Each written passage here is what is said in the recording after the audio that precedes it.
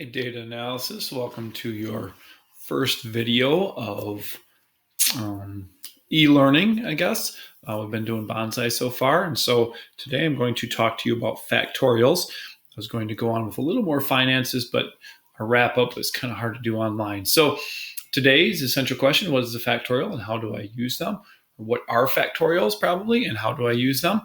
That's a very good essential question. Are factorials and how do I use them? So that's what we're going to answer today. If you want to take some notes or jot some notes down as I go, that would be completely fine. So I'm going to get into the why we need factorials first. So here we go.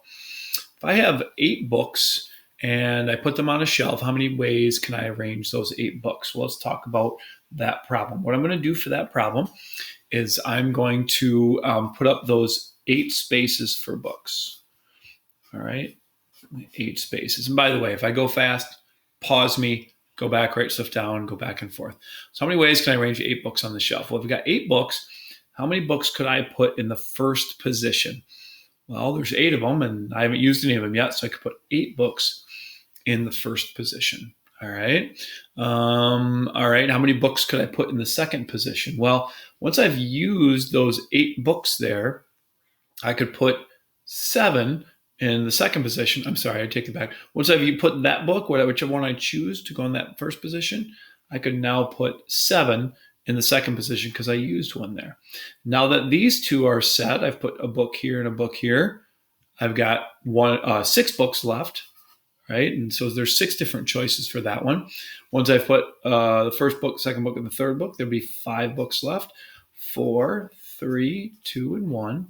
And what you're going to find out is that you end up multiplying those all together. And we'll talk about this problem a little bit later, but that is why you need factorials, because of different ways you can arrange books on a shelf. You could do it with anything. Like, what about this problem? How many different ways could 15 people finish in a race? How many different ways can 15 people finish in a race? So let's talk about that one. Well, I'd do it the exact same way. I'd put up those 15 spots. So this would be first place, second place, 3rd, 4th, 5th, 6th, 7th, 8th, 9th, 10th, 11th, 12th, 13th, 14th, 15th. And I would say that there are 15 people that could take first place. Once that first place finisher comes through, there are 14 people that could take second place.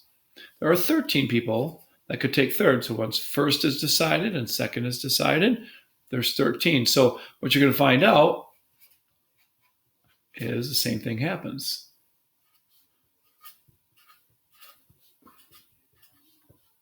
Sometimes people won't write the 1 because anything multiplied by 1 is itself. So that's how you'd figure out how many different ways 15 people could finish in a race. I'm not going to do that. You can put that into your calculator if you like. You can find all those different ways, which is a lot of different ways. Okay, so that's why we need factorials, is so that we can do problems like that.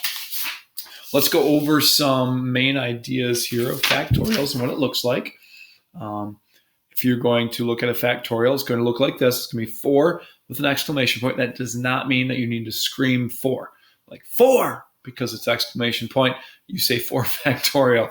Sorry, just tried a little humor here. So 4 factorial would look like this. 4 times 3 times 2 times 1.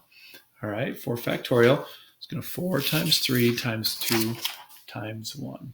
So that would turn out to be, throwing marker covers, 4 times 3 is 12, times 2 is 24, times 1 is 24. So 4 factorial is 24. 3 factorial is done the exact same way, except without a 4. So that'd be 3 times 2 times 1. So that is just 3 times 2, which is 6. 2 factorial is 2 times 1, which is 2. 1 factorial is 1. Now, 0 factorial. Interesting thing on 0 factorial. If I had no books, how many ways could I arrange them on a shelf? That's how you need to think about 0 factorial. So I have no books. I'm going to put them on a shelf. Well, there's actually one way, an empty shelf, that you can arrange no books. So 0 factorial is actually 1 because it's about arrangement of items, however you're going to do it. So if you think about having no books, I could put them on a shelf one way. That's with no books on the shelf. Okay.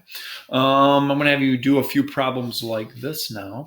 So what if I said 84 times 83 times 82 times, those dots mean go on, all the way down to 2 times 1. You would say that is 84 factorial. So if you see something like that, that is how you answer that one. It's just kind of a reverse thinking. Same thing here. 10 times 9 times 8 times 7 times 6, all the way down to 1 is 10 factorial. All right. Moving on. Few more factorial problems that we need to try. When you see a problem like this on the worksheet that you're going to do, I want to see a little bit of work. Okay. So here's the one line of work I want to see. So you'll see this, and you're going to write this out. You're going to go 8 times 7 times 6 times 5 times 4 times 3 times 2. The 1 is optional. Divided by 5 times 4 times 3 times 2 times 1. So that's the one thing, the one step you're going to write out. And then you do this cool canceling thing, because they'll cancel, cancel, cancel, cancel, cancel. And now I can just do 56 times 6 or 42 times 8. I like 42 times 8. That's probably a little bit easier. So 7 times 6 is 42 times 8. 42 times 8 is 336, I believe. If I got that wrong, I'm sorry. Just put that in your calculator. 8 times 7 times 6. 42 times 8, 336. I do believe that is correct. Okay, moving on. You could see something like this. 3 factorial plus 2 factorial. So that would be 3 times 2 times 1 plus 2 times 1. So that is 6. 3 times 2 times 1 is 6 plus 2 times 1 is 2. The answer would be 8. 8 would be that answer. You may see something like this. Okay, they're going to try to trick you a little bit. So you're going to write down your work. So on these problems, I want you to at least show one step of what you're doing. So 8 times 7 times 6 times 5, all the way down over 6 times 5 times 4 times 3 times 2 times 1 times 7.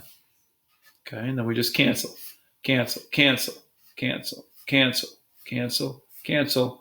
I get to cancel my 7s. They're on separate ends, but since it's all multiply, you can cancel it, and I'm left with simply 8, same as the answer from above. So you can use factorials to do many different problems, many different ways. Okay, let's do one more, and then we'll call it quits. This is your last problem that we're going to try. That is a division sign there. And again, if I'm going fast, pause it, write down the problem, and then listen and solve with me. So that's a division sign.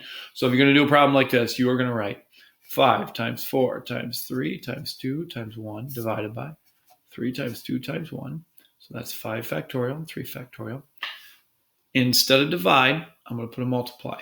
And I know some of you are thinking right now, oh yeah, dividing fractions, that's the same as multiplying by the reciprocal. So I'm going to flip this, and I'm going to write 4 factorial on top and 6 factorial on the bottom. Okay. Now I can do a cancel, just like I've been doing. So I'm going to cancel, cancel, cancel my 2s, 3s, and my 4s. Here, cancel, cancel, cancel. So I'm left with 5 times 4, which is 20 on top, 20 on top, because when you multiply straight across. If this was an equal sign, I would cross multiply. It's not, so I multiply straight across. 20 divided by 6 times 5 is 30. So that is 2 thirds. 2 thirds. Okay. So factorials. Why do we need them? Because they're ways to arrange things. All right. If we want to put things on a shelf or finish a race or locker combinations or different things like that. That's why we need factorials. We'll talk more about those problems in the upcoming days. But you're going to have to do problems that look like this, all right, where they just say, what's 2 factorial? You have to write them out. You're going to have a long list, and you're going to have to determine the factorial of that problem. Then you'll have some simple math. And I always want one step. So when you turn in your work, make sure you write out at least one step. And yes, that's paint on my hand. You've probably been wondering that. I've been painting. So it just wouldn't come off. I tried. All right, you guys, have a great day. I'll talk with you soon.